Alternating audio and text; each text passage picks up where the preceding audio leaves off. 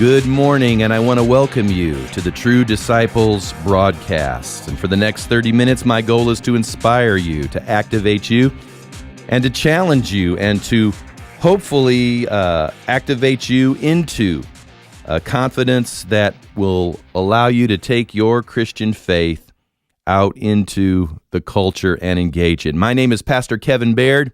I am the voice here at the True Disciples broadcast. I've been a pastor for nearly 30 years, and I pastor here locally in Charleston, South Carolina.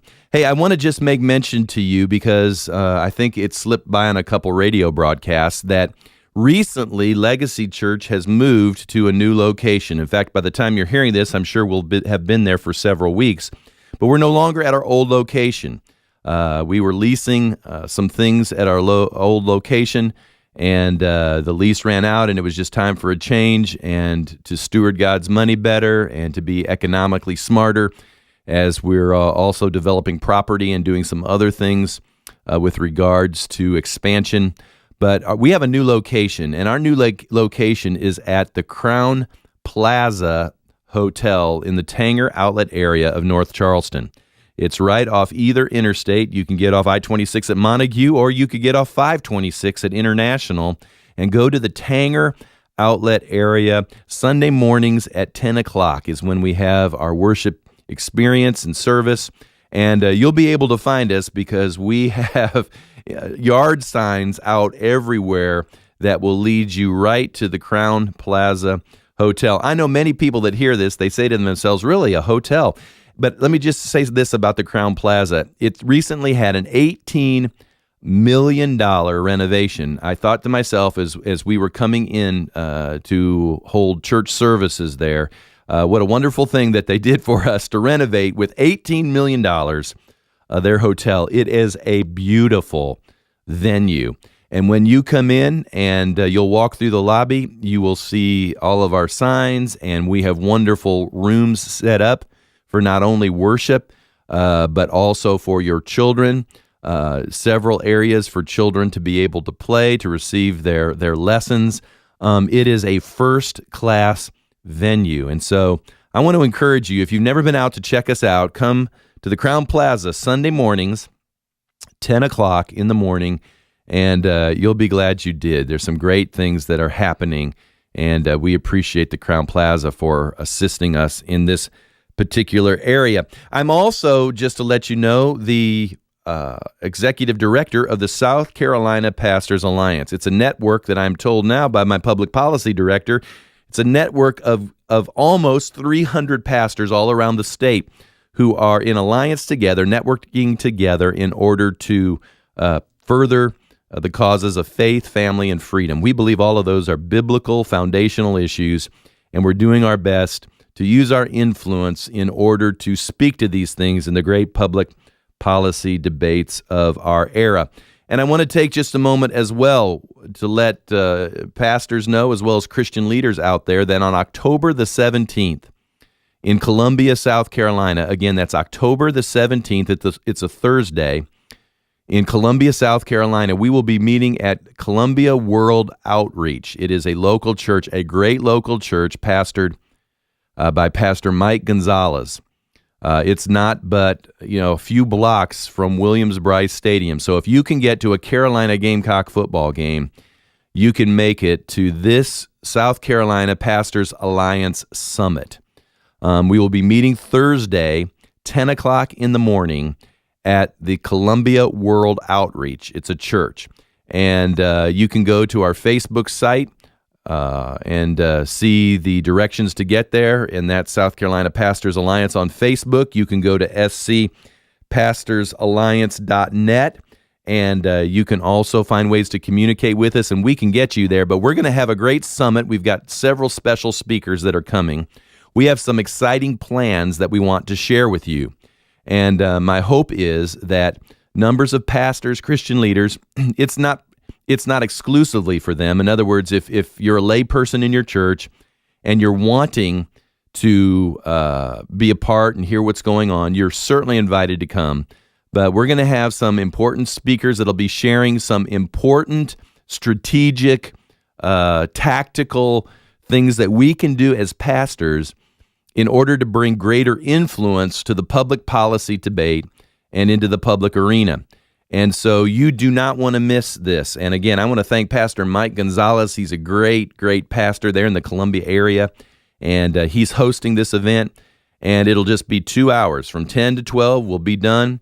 You can go to lunch, and if you're traveling from another part of the state, and we will have pastors coming from the upstate, from the PD region, Myrtle Beach, from the Augusta side of the state, as well as the Low Country. They'll be converging from all 4 areas into Columbia, and we're going to be having a great summit and help share some ideas that you pastors and Christian leaders can begin to do so that we can have a voice in public policy value debates. And we think this is important. It's the time to do it. And I hope that you'll spread the word, let your pastor know if you're listening, and we will do whatever we can to get them the information they need in order to be there. Well, as you will recall, last week we were talking a little bit about the local abortion challenges, the debate, pro-life debate here in my region, Charleston, South Carolina. We mentioned to you that we were suspending one broadcast. I will play. I promise. I had a good friend come in talking about Christian leadership, and I'm promising that we're going to play that second half of the Christian leadership discussion. It's an important discussion, especially as you consider this. We need leaders in this battle. So we will be playing that as well. But this has become of acute importance, and so I don't normally do this. I'm usually one of those kinds of people that sets a schedule, and I have the to-do list, and I'll check it off. But it has become an important issue. And our last program, we mentioned to you how it is time for our police here locally to no longer selectively enforce, but they've got to be able to enforce without prejudice all the law, whether it's a pro-lifer or a pro-abortionist. I find it interesting when our law enforcement comes out that they meticulously want to make sure that all our paperwork is in order. In fact, we've heard that on several occasions. Hey, we're just here to make sure you got all the paperwork. Make sure your paperwork is in order. And they have every right to ask for that paperwork. But it's interesting that when we want paperwork with regards to the abortion mill, when we want DHEC to be able to send us what's going on, do we know that they're running according to regulation? Do we know that they're up to date with all the current law and regulation? Why is it difficult to get paperwork? Why is it difficult to know exactly what's taking place inside, ostensibly, a surgery center? Of course, we don't call it a surgery center.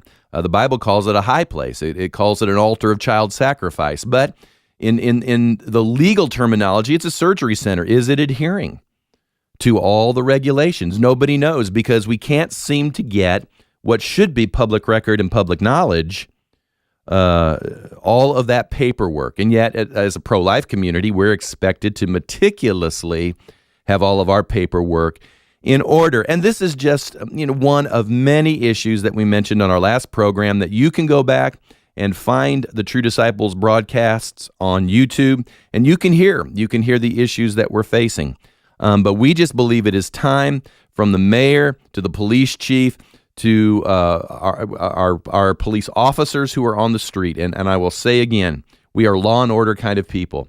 Law enforcement has a difficult job, and we understand that, we respect that. And that's why when they visit with us, we endeavor to say, yes, sir, we understand. We endeavor to be respectful in our interactions. We endeavor to do whatever we can to make sure our interactions are pleasant. But there comes a moment when it's no longer what you say, it's the fruit of what you do. I had one officer tell me on one occasion, he says, listen, Reverend, there's no conspiracy going on here. And I don't think there is a conspiracy going on here. I don't think there's a meeting at this point. I don't think there's a meeting that takes place that says we're to be zeroed in on or harassed or anything else. I don't believe there's some conspiracy going on. So I'm not a conspiracy theorist. But I can tell you that when the fruit of certain behavior happens over and over and over again, unless you're blind, your fruit begins to demonstrate that there is an inequity that has to be addressed, or that at least has to be sensitized. And so that's what we're endeavoring to do, because we believe this is a passionate discussion. It is probably the defining justice issue in our era, and the hour has come for it to be handled in an appropriate way by law enforcement, who is not supposed to have a dog in this hunt. They are supposed to, without prejudice, enforce the law as everyone is exercising their civil rights. And we certainly are doing that on the pro-life side. Now, you can listen to our last broadcast, and you can hear many of the things that we have mentioned, and so we're not going to belabor the point. This broadcast is delayed some days from when it all initially happened, so I understand that there can be things happening in the background, and we can be ironing these things out, but at this point, I want to make sure that the community knows, especially the evangelical community knows, that you have some faithful pro-life friends who are taking a biblical stand with regards to defending the unborn, the preborn. And we just feel like, even if you don't feel called to be on the street, if you don't feel called to engage like the rest of us may want to engage, that you will at least be able maybe to send a letter to make sure all of our public officials know that this is the great debate.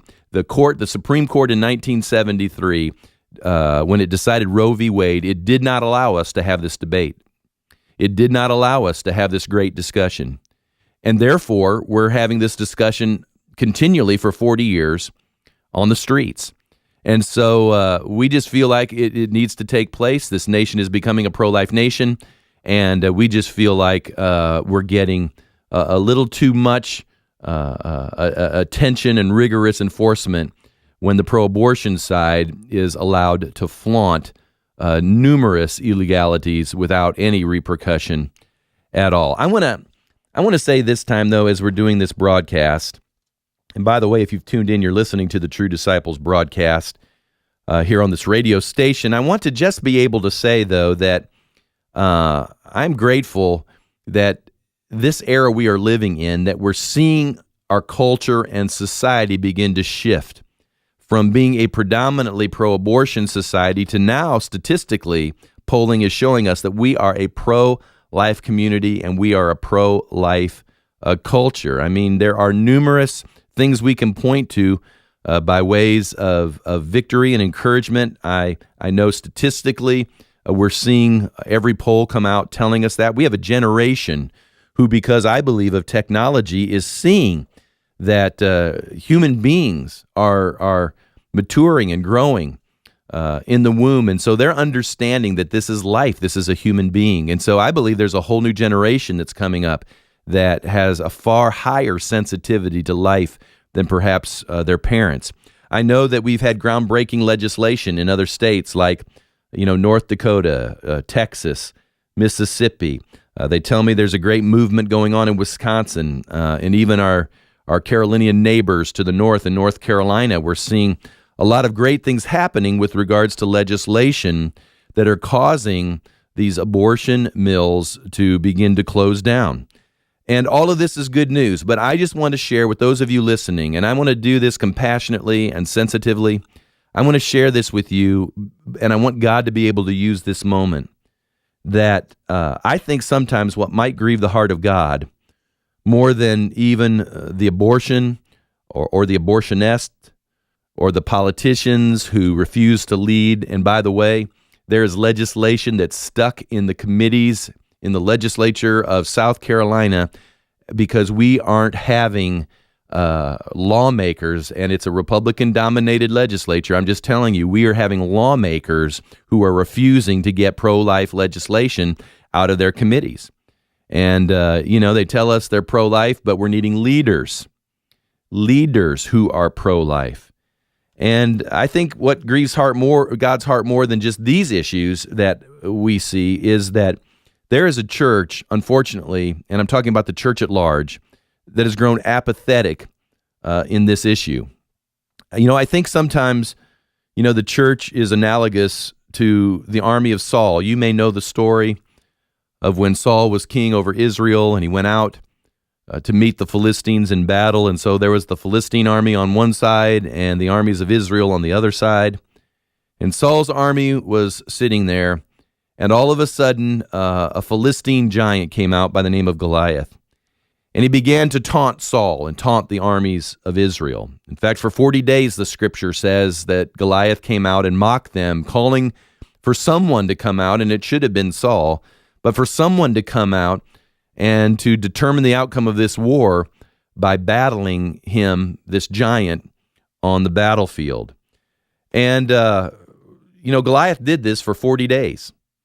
And you know the end of the story. Little David came out bringing his lunch to his brothers and saw what was going on. And he said the famous words. He said, "Who is this uncircumcised Philistine that comes to taunt the army of the living God?" And of course, the end of the story is he took up 5 smooth stones, only needing one, in his sling, and he took out Goliath. And of course, the armies of Israel won the battle that day. But Goliath taunted those armies for 40 days.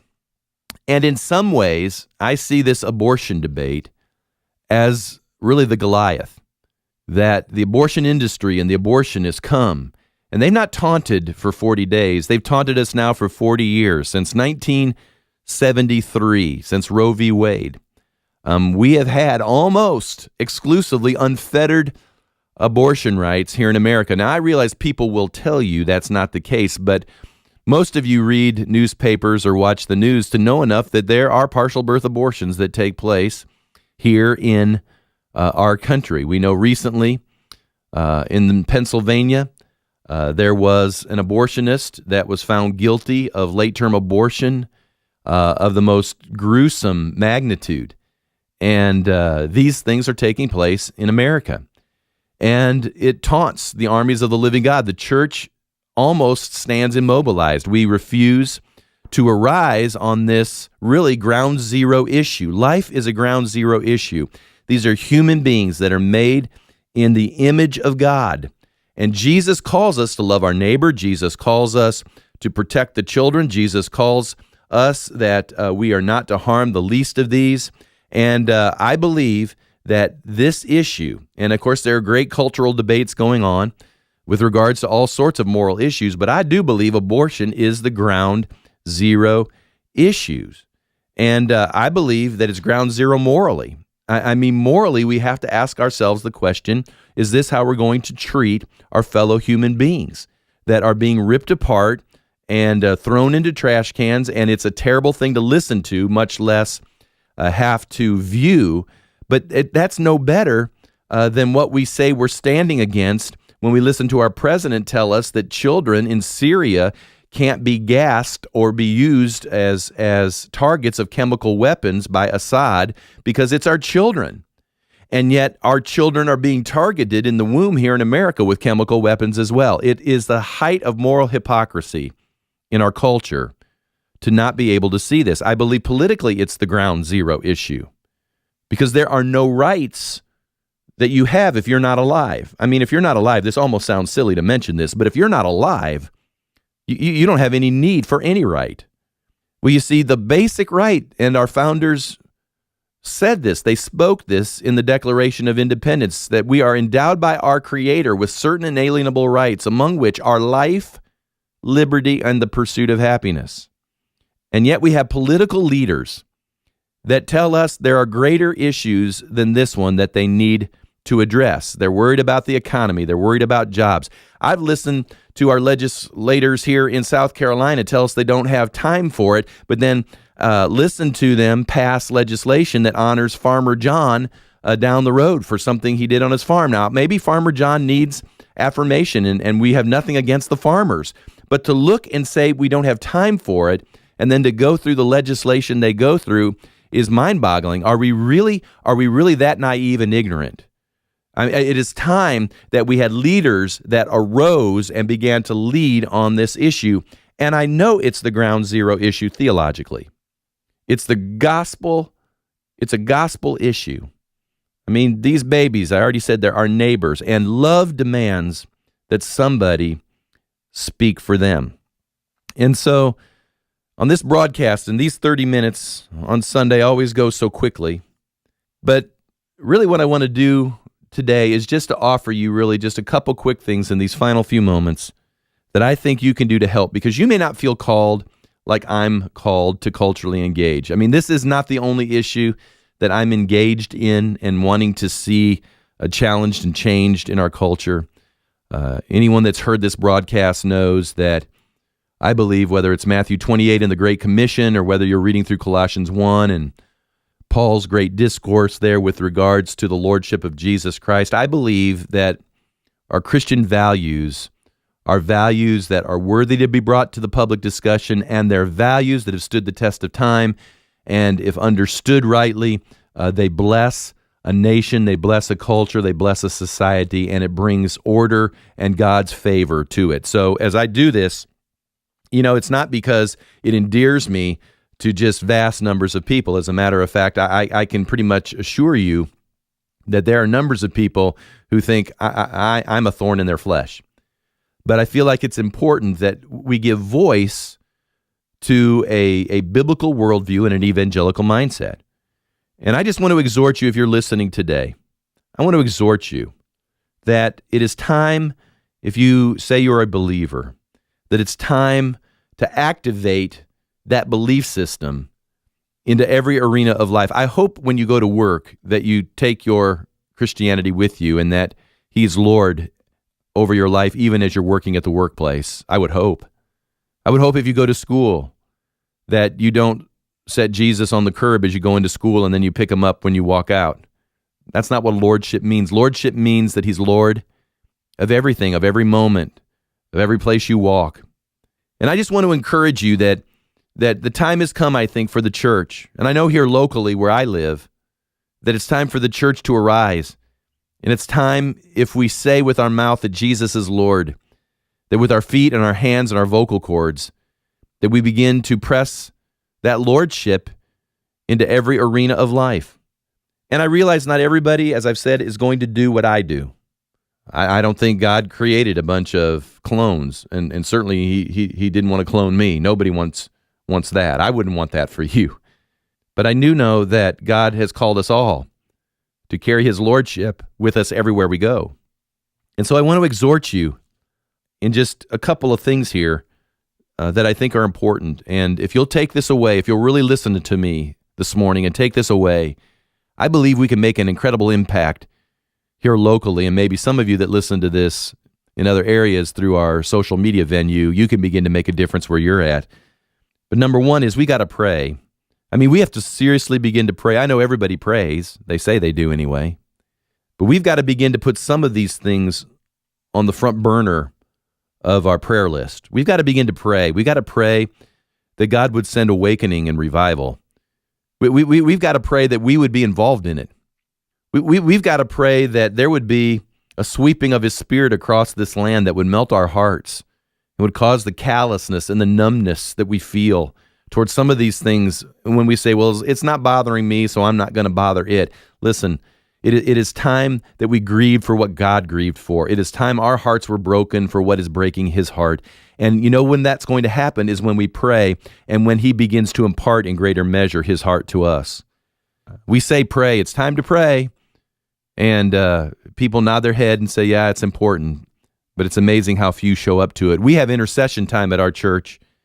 And I'm amazed. It's not a criticism. It's just what happens all over the place. It's just prayer is not the most popular thing to do. We'd much rather have an exciting worship set, hear an exciting word that maybe made us laugh, challenged us, inspired us. I mean, these things are fine and they're in order. But where does prayer come in? Especially when Jesus said, my house would be a house of prayer. We need presence. What that means is not just the presence of God on the scene, but we need our presence. Christians need to be present in the great debates and challenges of our era. We are the carriers of the presence of God. And if we aren't there, while I believe God can be anywhere and everywhere by His Spirit, I believe there's a power that takes place when we come in our presence and we bring the very presence of God with us. Again, not everybody will come to the streets as perhaps I do and others in the pro-life community. Maybe some won't come to rallies and other areas of interest, but we're going to have to step up and bring our presence into some of these arenas and let our bodies be that living sacrifice. Number 3, we got to let you know that pastors have to be involved.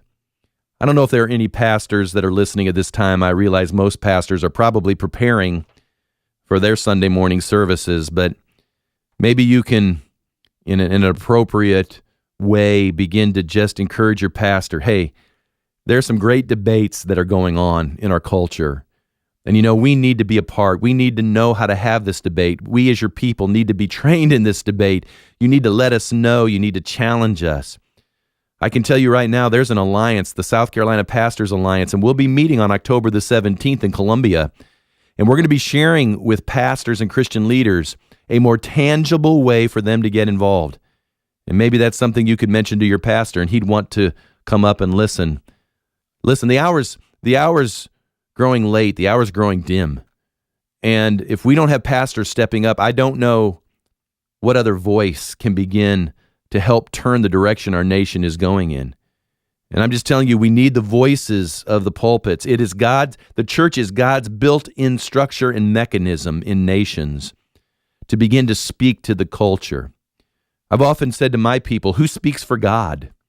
And I believe, and it's said humbly, it's said with a great degree of humility that it's the pastors.